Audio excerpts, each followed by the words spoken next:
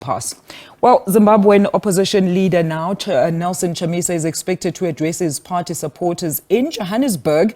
Chamisa, who's the leader of the Citizens Coalition for Change, is here to garner votes ahead of the Zimbabwean election in August. Well, SABC News reporter Khayelihle Khumalo joins us live now to tell us about what is happening there. Khayelihle, a very good afternoon to you. How is the turnout for Chamisa's address there? Well, certainly throngs of C supporters have descended here in Germiston, where they are expecting the party leader to really just address them, especially, just as we know that the elections are coming up in Zimbabwe. There's a great deal of interest with those elections. So this is part and parcel of trying to galvanize support for this opposition party. But joining us now is one of the organizers, Mr. Ernest. So, sir, thank you so much indeed for your time. Looking at today's turnout, what do you make of everything so far? So far, so good. We are really pleased with the turnout. We are really pleased with the citizens that have come to honor and also to be addressed by the president who's on this way. And obviously, it's been quite a very important week in Zimbabwe where we saw the nomination court, where the candidates came and presented their documentation.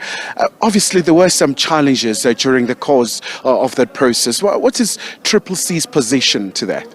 Okay, let me first start by saying there was a fraudulent, there's something that was done on our nominations where they did a double nomination. What happened was that they forged our logo, they forged even our colors. That is why, according to the Electoral Act 46, we are actually filing a dispute to say we never have double candidacy.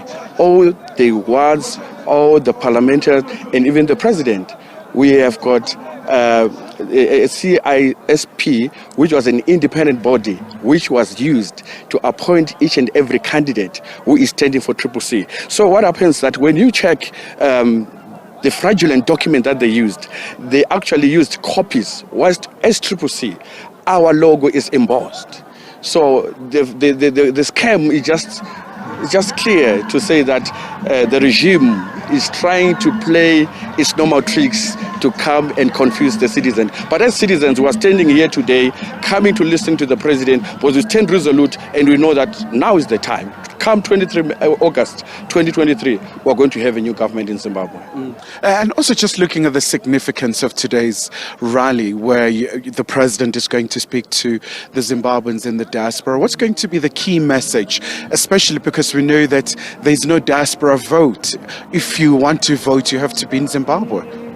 What we want to do, the president is coming here to make sure that we encourage Zimbabweans to go back home and vote. There is no one who's going to come and change our country.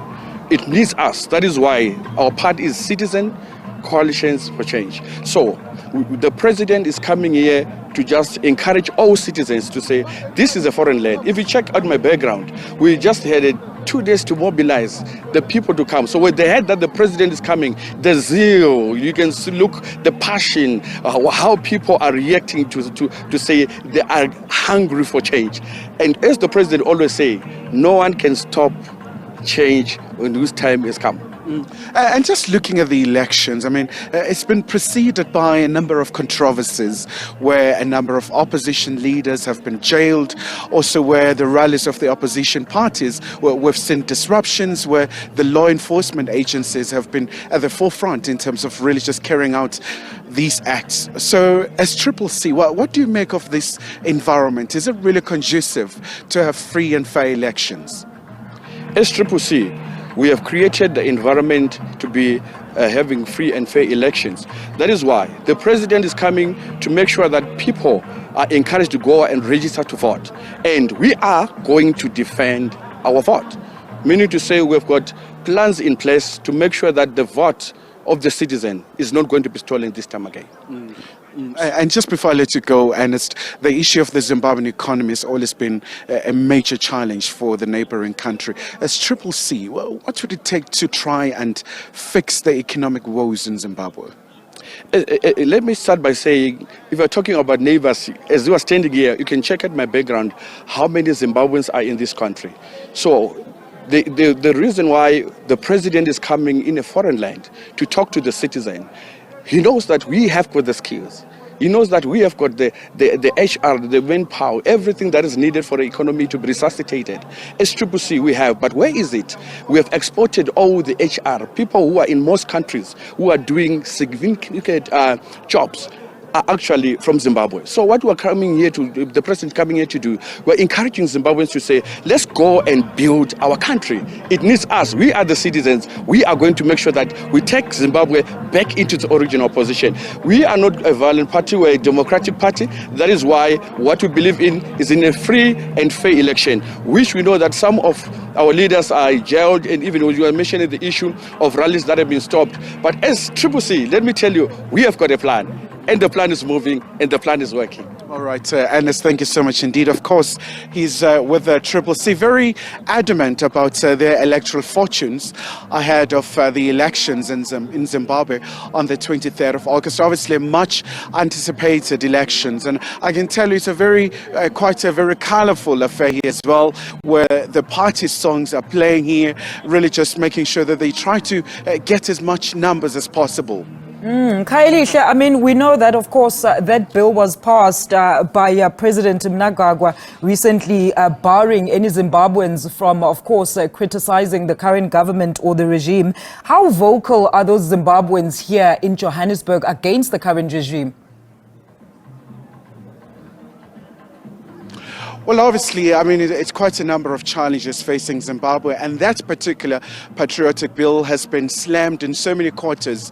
But the Zimbabwean government has been very adamant and very optimistic that they do need to have such an instrument. But also you do have the critics of the bill who are saying that this is meant to silence, those who are criticizing the government. But of course, it's been quite a very important week in Zimbabwe, where we saw the presidential candidates going through the nomination courts and really just stating their availability. But also we saw right here in South Africa, one of the independent presidential candidates, Mr. Seva Kasikuwera, really showing and throwing his hat into the ring, saying that he's going to participate in these elections. So, but also what has been a concern for a number of Zimbabweans who are scattered all over the world is the issue of the diaspora vote, where it's still not allowed for you to vote.